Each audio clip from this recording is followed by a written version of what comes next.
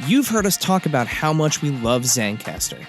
We've told you about how awesome their podcasting platform is, how easy it is to host, record, and publish Adventures in Collecting with their all-in-one web app. Well, now they're giving you, our listeners, the opportunity to support us and the nearly 30,000 other podcasts powered by Zencastr. That's right. Now you can invest in the podcasts you love through Zencastr's crowdfunding campaign.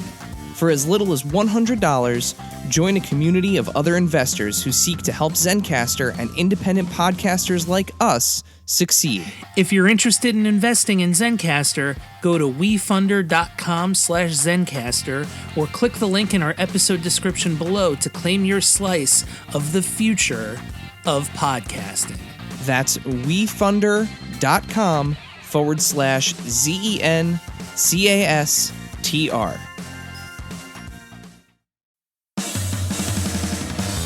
Are you ready, kids? Get your parents' permission, check your mailbox, and grab your shopping cart. It's time for the Adventures in Collecting podcast. I'm Eric. And I'm Dave. Welcome to Adventures in Collecting, where we talk toy news, culture, and hauls, along with our journeys as collectors. Hello, everybody, and welcome back to Adventures in Collecting. What you're about to hear is a roundtable discussion with Jing and Chris from Hasbro's Star Wars team. We had a great conversation about some of the recent updates to the line. You're going to hear some voices from some other great Star Wars and toy blogs. With that, I'm just going to pass it over to Jing and Chris, and enjoy. My name is Jing. I'm the brand manager on Star Wars. And of course, I have with me Chris, that I'm sure everyone knows. Chris, you want to introduce yourself quickly? Hey, everybody. Yeah, I'm Chris. I'm design manager on the fan side of Star Wars here at Hasbro. Yeah. So thank you for joining us. We love having sessions like this just to be able to talk to you about some of the recent reveals. So I appreciate the time, morning, day, night, whatever it is that we are speaking to you. So I know there's a lot of questions and a lot of people, so we'll dive right in and try to get through as many of them as possible. We'll start today with Eric. Adventures in Collecting. Hey guys. Let's hop right in. So Bad Batch Season 2 is out, and so far the only member of the crew that's been announced for the Vintage Collection is Hunter, while the entire team has been available for quite some time with the Black Series. Can you guys discuss some of the factors that go into determining which characters get selected for which scale, and kind of like, why sometimes characters are left out of one scale and included in another? Yeah.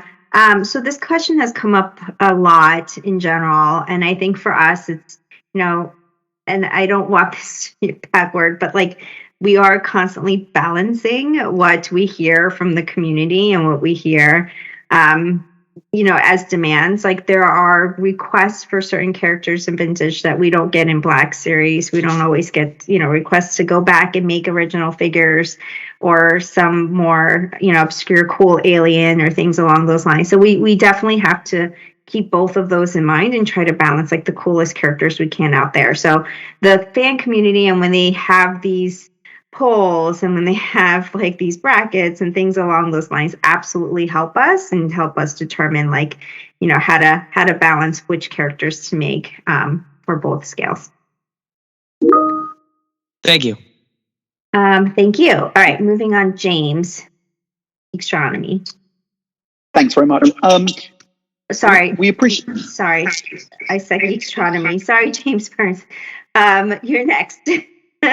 There's two James in here. This is like calling on Chris. It's always a risky thing to do. So which James are we talking to? I said Geekstronomy, but if he's not here, is he here? It looks like he's not, so we can go to our other to James Burns. Okay, James Burns. Okay, so we appreciate that Boba Fett is a very popular character, but why so many different repaints over such a short period of time, and why only at specific retailers, making them very difficult for fans all over the world to obtain? Yeah, so Boba Fett, like you said, is a really popular character. And we did like a theme because there were so many characters, variations of Boba that we didn't get to do in the past. As we know, we didn't just want to re-release a Boba. We wanted to do cool versions of him, which we thought the comics were a great way to tap into some of that history and some of that opportunity. And so we did that with Target because we haven't had them in the past. And in terms of like, the retailer, the specific retailer, we love our partnerships with our retailer. We're continuously working with them to make sure that fans can get the figures that they want and have proper availability. So if there's any issues, like definitely raise to us and let us know. But we're constantly working through with them to make sure that you guys can get the figures that are so highly demanded. Cool. All right, Rebel Scum, Bobby. Good morning and hello there, fellow Star Wars fans. All right, this is going to kind of piggyback off of the first question a little bit. Is there a difference in the process when you have a Black Series figure that when you release in the Vintage collection? So releasing similar characters in both lines. Is that something you can easily just scale down in modeling software? Or do you have more design work when you're going from a character you've released in Black Series, for example, we'll just use Hunter as an example, since that was the one that was previously brought up, to releasing him in the Vintage collection? Do y'all just shrink him down, or is there just a lot more tooling involved? Do you just start back over from the ground up? It's when we have the advantage of having done him in a different scale, we do start with shrinking him down, but it's not that's not the end of it by any means. It's still a full sculpt development cycle for him, because you still have to go back in, and all the joints in TVC are different than they are in Black Series, and you have to check wall thicknesses of parts to make sure things aren't getting too sharp or too thin. So and all the little concerns, even stuff about, we've talked briefly in the past about how wall thicknesses and thicknesses of plastic parts, like it shrinks differently. So you have to take all that sort of stuff into consideration when you're doing the sculpt for those different sizes. So while yes, we do get what seems like a shortcut to a TVC version of a Black Series figure, it's more about getting really good reference to start with than it is about getting a free sculpt. Because we are having to go back in and rebuild all that. It's a great question, though.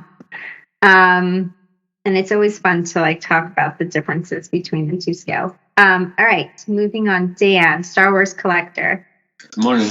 Good morning. Now that Black Series plastic-free packaging has been showing up at retailers, a lot of our readers have voiced issues and concerns. First up, some people are getting scammed at local retailers because someone has purchased a new figure and stole or swapped it out with something else, and then returned it back to the store, and then the readers end up buying that figure and they have no idea what's inside the box until they get home. Or if they don't even open the packaging, they're stuck with whatever's inside of it. Because of this issue, some Black Series collectors are swearing off, saying they're not going to buy the product anymore. Do you guys have any concerns about that? Is there any chance of you guys changing back to clear windows? Yeah, first off, thank you for, sharing the feedback from the community and things like that. So, we always appreciate hearing that, for sure. And I think first and foremost, if there are issues from the community, like swapped heads or things along those lines, please reach out to our customer care team. That's what we're here for. We track it. We try to fix it. We do our best to, their customer care, we do our best to try to be as helpful as possible. So if there's any instance of that, please do reach out to us. We definitely want to hear and appreciate that feedback. So that's for one. And, in terms of the new packaging, it's something that we've heard. It's a balance we've heard on both sides in terms of the posed out renders on the front of packaging being really cool, but we'll always and constantly, as we do in Hasbro with everything that we do, just always keep an eye out and listen to the community. And overall, I think, we'll continue to keep an eye out. Yeah. And fan feedback and stuff from your guys' sites, that's critical to that. So keep it up, and we're listening. Yeah, but reach out to customer care for sure. If there's any issues like that, like, we definitely want to hear from you. Thank you. All right, Steve, the Force Guide. I think yes. Welcome. Yes, thank you. And in the reveal video for the ATST and Chewbacca set, you mentioned that you've tightened some of the joints in the ATST to fix some of the looseness issues, and that it should now stand nice and firm. That's great. Can you give some more detail on what exactly did you fix? Did you change any of the tooling, change materials in the knee, or did you just tighten the screws? We adjusted some of the tooling and adjusted some of the material stiffness a little bit. So yeah, it does stand much better. And the joints are much tighter. I mentioned this in a previous session where, for me, the Raider version of the ATST, when I got it out, it was frustrating to try and pose and stand. This version it's still an ATST. It still has a lot of joints in those legs, so it's always going to be a little finicky to get them in just the right pose for what you want. But it will hold poses much better now. The joints are noticeably stiffer, and for me was one of the big reasons to go back in and address that and do that toy again. Fantastic. Thank you. Yep. Cool. All right, back up to the front. Eric, Adventures in Collecting. All right. So when it comes to pricing, everything in the world is getting more expensive, but with action figures, especially, with Star Wars action figures, it's been a little bit of a roller coaster ride with sometimes 3 or 4 different single carded releases, in the same scale, available at retail at 3 or 4 different prices. Will collectors see this kind of even out in 2023, or are these kind of varying prices based on retailer kind of the new normal? Yeah, I mean, I guess first and foremost, we at Hasbro do plan and strategize pricing based on groupings as much as possible and standardizing the offering. Like, all our main line is, one price, for example, for vintage and Black Series and things along those lines. So we'll continue to work on that as much as possible. Do want to just quickly flag the ultimate pricing of a figure for an exclusive, especially, is at the discretion of the retailer. We've seen that come up a few times in the past as well. It's something that we can't and won't control. So it's something that we'll continue to work with on our side to make sure that we strategize and have a standardized pricing on our side as much as possible. Awesome. Thank you. Cool. And I think Geekstronomy is still not here, right? So no, here. Oh, okay. Yeah, Teams does not want to work on my computer this morning. So you know what? I've been there. Welcome. Welcome, James from Geekstronomy. Do you want to ask your question? Sure. I'm kind of curious, with the limited vehicles that are out there, what is the chance we're going to see an A-Wing fighter for the Black Series? Well,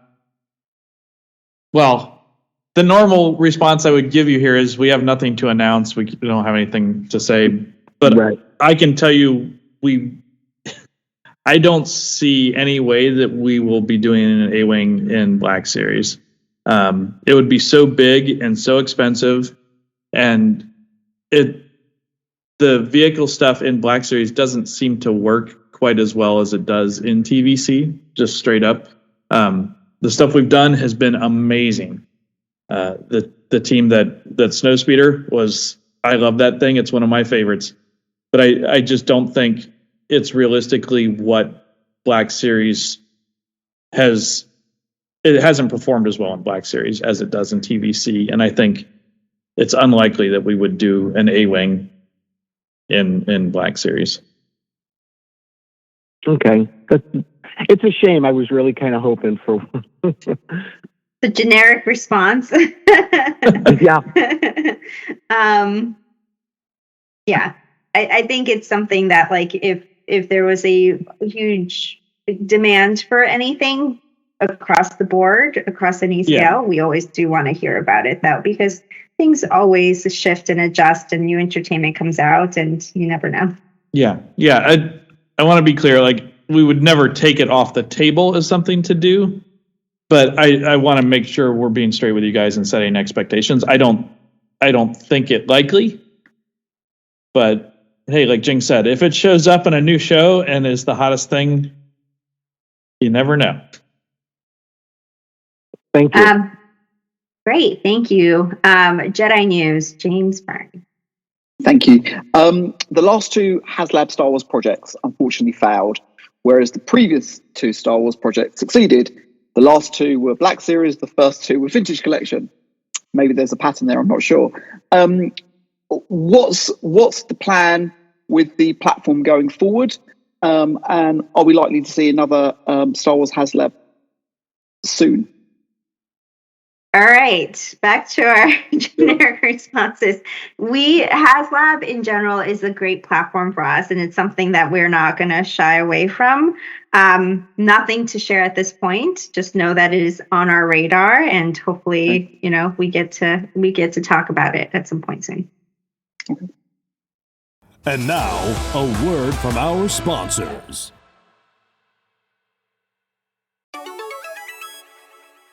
This segment is brought to you by our friends at Chubsy Wubsy Toys. A traditional mom-and-pop toy store in Little Falls, New Jersey, Chubsy Wubsy Toys brings you the best new toys from the brands you love without the hassle of pounding the pavement searching for them at larger retail stores. Visit them in person at 106 Main Street in Little Falls, New Jersey, or online at ChubsyWubsy.com. That's ChubsyWubsy.com. And tell them Adventures in Collecting sent you. Hop into a new career with CGC, the world leader in pop culture collectibles grading. CGC is seeking world-class Funko Pop experts to lead a new division dedicated to authenticating and grading collectible toys. This is an incredible opportunity to help build a new grading service in a hot collectibles category. Think you can play the part? Apply today at cgcgrading.com/careers. That's cgcgrading.com/careers. Face it, shaker bottles suck. Your shakes always come out clumpy and they're a pain to clean. You're right, Dave. That's why I decided to ditch my shaker bottle for good and get myself a BlendJet 2 portable blender. It makes perfectly blended shakes in just 20 seconds. BlendJet 2 is portable, so you can blend up a smoothie at work, a protein shake at the gym, or even a margarita on the beach. It's small enough to fit in a cup holder, but powerful enough to blast through tough ingredients like ice and frozen fruit with ease. BlendJet 2 is whisper quiet, so you can make your morning smoothie without waking up the whole house. It lasts for over 15 blends and recharges quickly via USB-C. Best of all, BlendJet 2 cleans itself. Just blend water with a drop of soap and you're good to go. With an array of colors, patterns, or even Disney-inspired designs to choose from, show off your personality while you're blending up something delicious on the go. What are you waiting for? Go to blendjet.com and grab yours today. And be sure to use the promo code AIC12 to get 12% off your order and free 2-day shipping.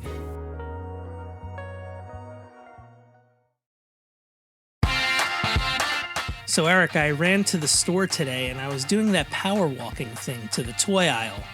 The guy next to me was too, and guess what happened? You were both headed for the same figure, weren't you? Yep, but I got there first. Now that's a close shave. You know what else is? A nice trim thanks to this show's sponsor, Manscaped. You're dang right, Dave. And that's the kind of close shave I can get behind, and you all should too. I just used the Mower 4.0 with its cutting-edge ceramic blade to reduce grooming accidents thanks to their advanced skin-safe technology. The Lawnmower 4.0 is waterproof and also has a 4000K LED spotlight if you need a more precise shave. And if you thought that was good, you can take your grooming game even further. You can take it to the next level. The Performance Package 4.0 also includes the Weed Whacker nose and ear hair trimmer. And don't forget about their Crop Preserver Ball Deodorant and Crop Reviver Ball Toner. They'll change the way you approach your hygiene routine. Trust me when I say this, guys. Your balls will thank you. Manscaped's Performance Package is the ultimate men's hygiene bundle. Join over 7 million men worldwide who trust Manscaped with this exclusive offer for you. Get 20% off and free worldwide shipping with the code AIC at manscaped.com. If my math is correct, that's about 14 million balls. That's 20% off with free shipping at manscaped.com with code AIC. Unlock your confidence and always use the right tools for the job with Manscaped.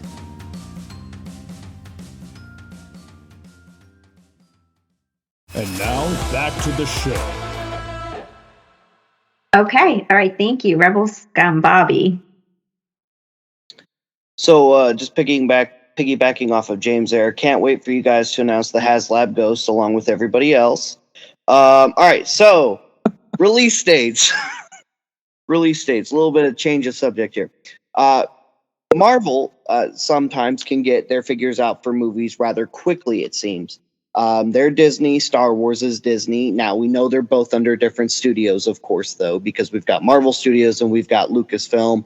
And even though they're all under the same family and they both work with Hasbro, it seems that Marvel gets stuff out a little bit quicker when it comes to, okay, here's this exciting character. We love them. Here's a full wave from this movie. But with Star Wars, we get 2 or 3 characters. Maybe we get the main character a month or so after the show or movie airs, and maybe we get a few more characters here and there after that.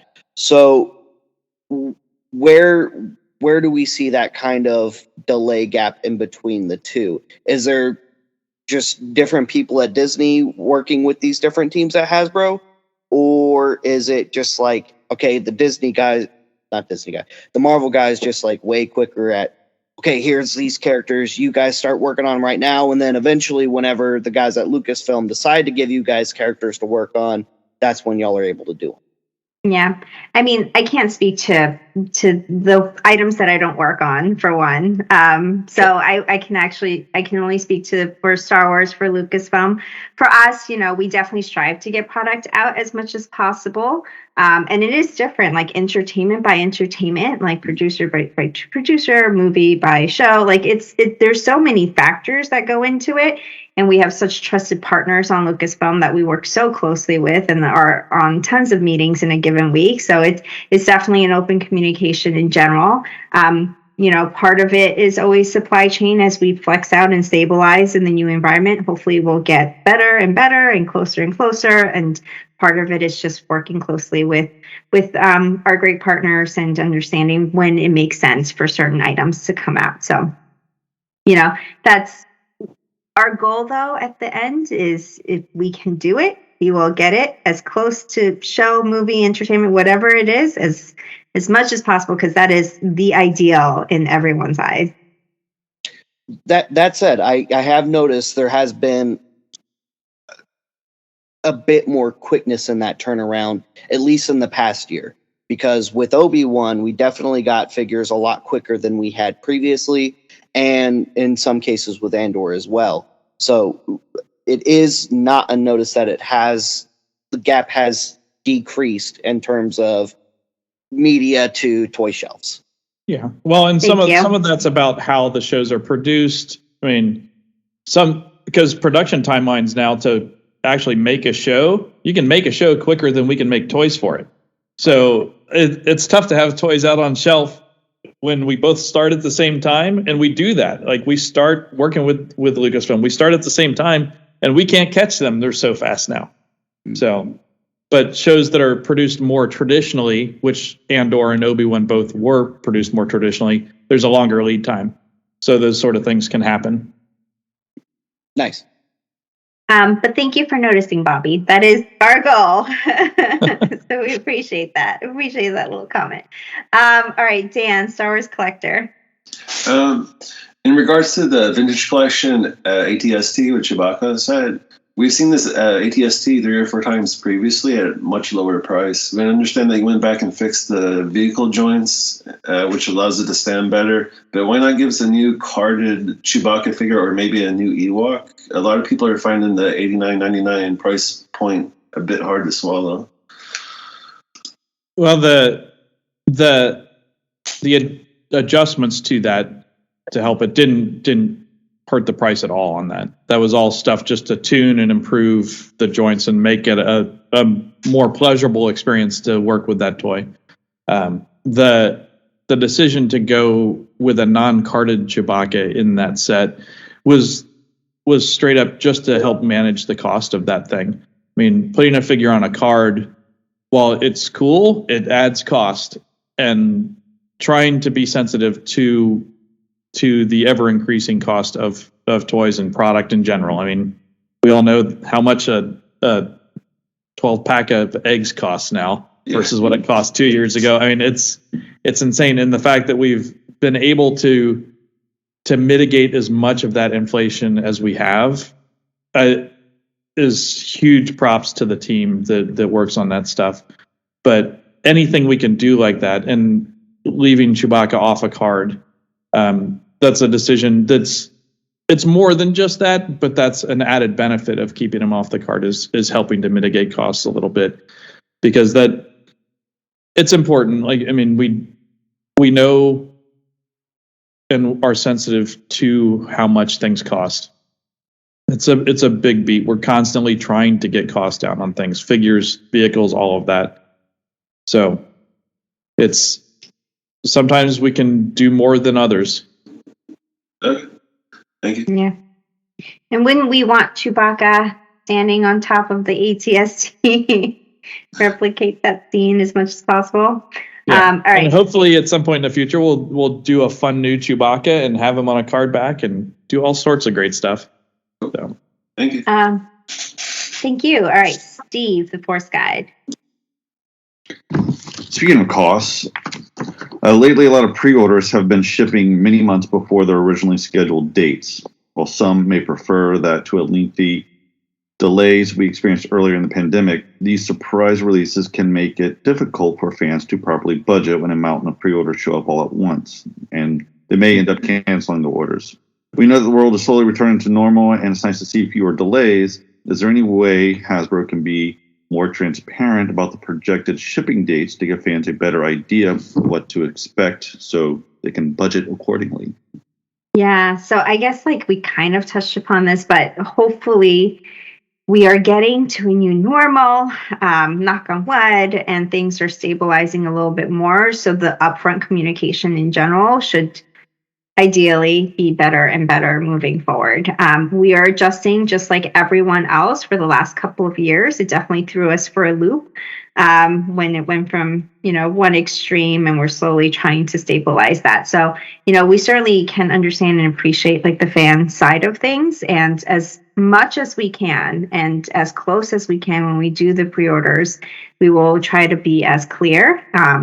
And if there are massive updates that we are somehow able to share, we definitely have our PR team to share that as well. So, appreciate the feedback, but hopefully, like you said, it's going the other way, and we'll stabilize, and knock on wood, we'll be in a better place. Thank you. Thank you. All right, back up to the front, Eric. So this question is actually for Chris. I'm glad you were on the call today. So this comes from one of our listeners at DAT Figures on Instagram. So far the retro line has been a huge hit. Kind of recapturing the classic vibe of those late 70s, early 80s, Kenner action figures. But for those of us that are a little bit older, a lot of us were introduced to a really, really muscular set of Star Wars figures in the 90s with the relaunch of Power of the Force. So what are your thoughts on, as that original or that relaunched line gets older and, becomes more retro? What are your thoughts on maybe doing a 90s inspired retro line?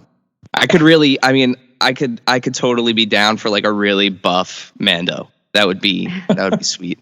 That would be an amazing experiment. And I know the figures well. I have a set of the original release of those figures hanging on my wall at home. They are unique and beautiful in their own way, but they are not 70s retro. We have said before, nothing's off the table. That's certainly a fun part of Star Wars history for us. There are no plans currently to do that, but I like your thinking. It would certainly be a unique way to go.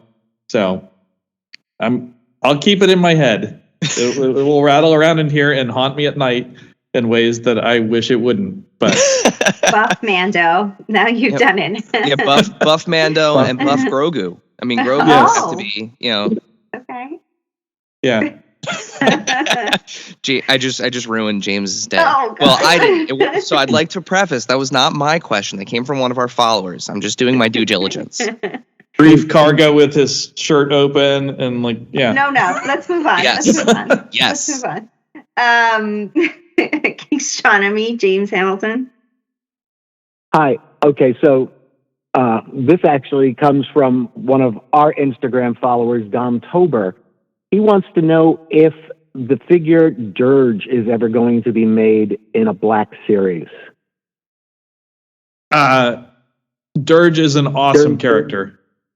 Okay. There are no plans currently to make Dirge in Black series or in TVC. But he is certainly a cool character. And we are always looking for cool characters to do. So is he on the list? Yes. Are there plans right now? No. All right. James Burns. So the Retro Collection 2-packs of Bounty Hunters have been very, very well received at Amazon. They've done incredibly well. Would you consider doing other 2-packs? So, for example, I know you just talked about the buff figures from the 90s, but you could go back, for example, and do, Darth Maul and characters like that in a retro style that would that promotes the prequels, because a lot of people coming to the hobby these days are from the prequels from 25 years ago. So doing retro figures like that. But the point of the question, though, was more 2-packs like you've done with Amazon, because they've done really well. Yeah. No, they have done well. They're a fun way to do more retro figures. And you will not find anyone here more so than me who wants to do more retro figures. So any way I can make that happen, I'm going to push for. And 2-packs are a great way to do that. I'm glad that you like it and the fans like it. Bobby, Rebels, Let's shift gears a little bit over back to Replica. James kind of touched on this a little bit when he talked about the HasLabs, and that we had one of which was the Revisaber. Black Series replicas. Have there ever been other items considered other than helmets and lightsabers, such as blasters, thermal detonators or whatever, or small droids like training remotes and so on? Yes. We're constantly looking at other things to do. Straight up blasters, unlikely you will see those happen. There are a whole set of problems around blasters that I think we don't need to talk about. And if we were to do a blaster thing, it would probably be Nerf, and a fun way to go there. We've done that in the past. They've been successful and very cool. As far as Black Series, probably not on those. But other stuff, yeah, like it's certainly a space to do and find other expressions of. And I'm assuming you're talking premium role play sort of things in there. But yeah, I think there's lots of other stuff in Star Wars that isn't a lightsaber and isn't a helmet. So yeah, we're looking constantly at ways to expand into that stuff. Yeah. Maybe even like, oh, go ahead. No, go ahead. What were you going to say? I was going to say, maybe even like, as it might sound silly, but I'm totally serious about this. Maybe even like a Star Wars tool set, like how Tech has his tool belt in the Bad Batch. I mean, you want us to make a Hydro Spanner? Yeah, a Hydro Spanner would be so cool. Oh my gosh. Yeah, so we have a lot of creative folks, obviously, on the Hasbro side, and innovation is a big piece of it. But I love ideas like that. Like that's actually kind of cool. So keep them coming. Thank you. All right, Dan from StarWarsCollector.com. Do you guys know what's going on with Walmart and their Star Wars exclusives? They've been taking pre-orders for them like months in advance. Then when the release dates roll around, they're sending out massive amounts of cancellation emails to customers stating, sorry, we had to cancel it because the manufacturer doesn't have the product for us to send to you, or for them to send to us to send to you. This has happened multiple times in 2022. And these exclusives rarely show up at local retail stores as well. And last part of the question was, we know that you guys offered some of the Walmart exclusives to some fan channels to sell, like Entertainment Earth and etc. Is there any possibility to let all of Walmart's exclusives go to fan channels? Because the customers aren't receiving the product from Walmart, and when they do, they're mostly damaged because they're not packing them well, and they're sending them the envelopes and everything else. And it's a great change of pace when we're receiving them from Entertainment Earth mint in box, because they're actually taking care of shipping them and stuff. Yeah, I mean, Entertainment Earth, they do a great job. I guess first off, so sorry for the frustration, and from the community for the frustration. Like, obviously, we can understand how that isn't the ideal situation.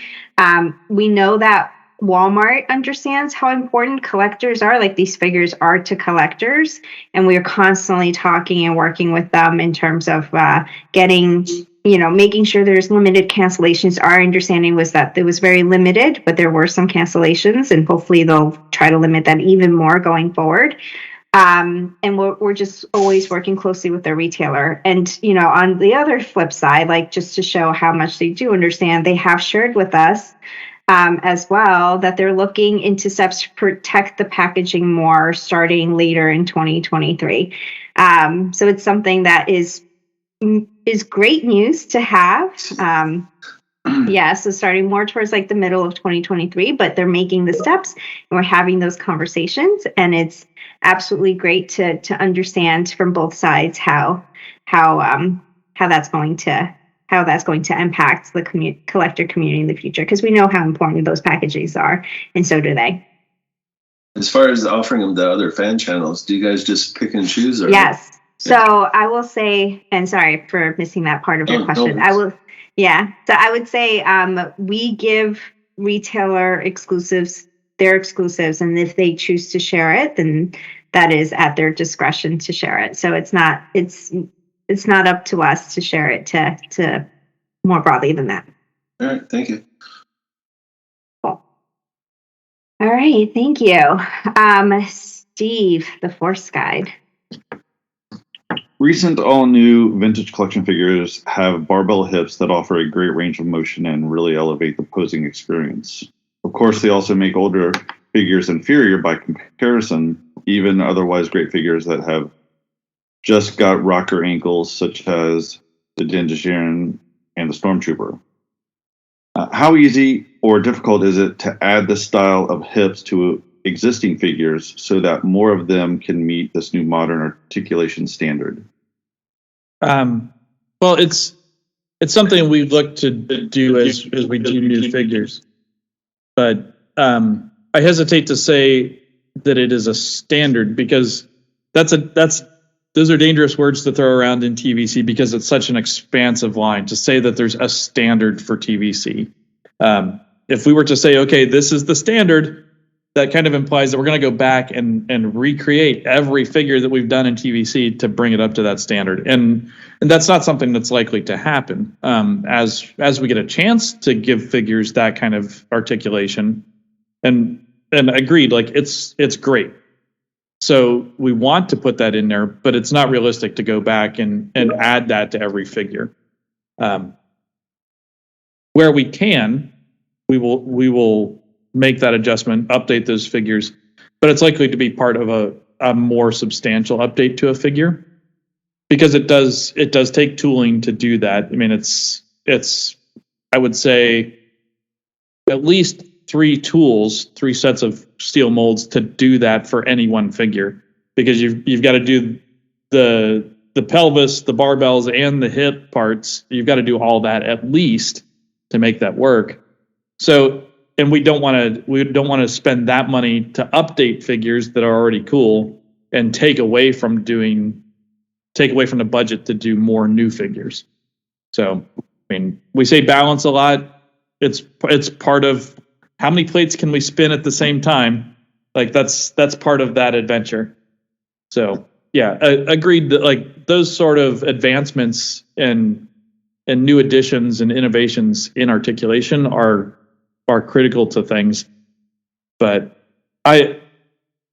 this is just a personal preference. I don't like using the word standard for it because of the implication that sets a precedent and says this is what we're going to do. And I think there are smart ways to activate on that and to take advantage of that allow us to do more for everybody. Understood. Confusing enough? No, I get it. Thank you. Cool. All right, so we are out of time.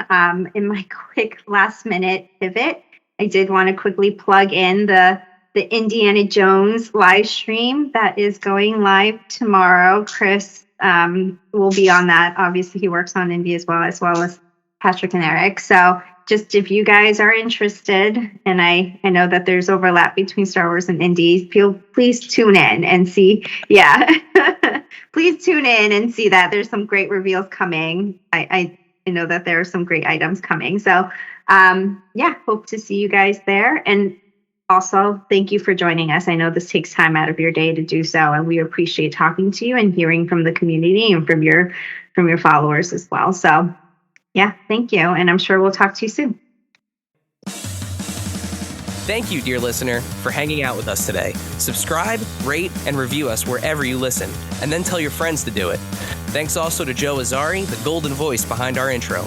Our music is Game Boy Horror by the Zombie Dandies. Find more about them both in our show notes. Follow us on social media at AIC_podcast on Instagram and Twitter. Stop by and say hi, show us your toy hauls, and share your toy stories. Maybe we'll talk about it in a future episode. Don't try this at home. Void where prohibited and some assembly required. Each sold separately, not a flying toy. Consult a physician if your toy run exceeds more than 4 hours. This has been a non-productive media presentation. Executive producer, Frank Hablawi. This program and many others like it on the Non-Productive Network is distributed under a Creative Commons Attribution Non-Commercial No Derivatives license. Please share it, but ask before trying to change it or sell it. For more information, visit non-productive.com.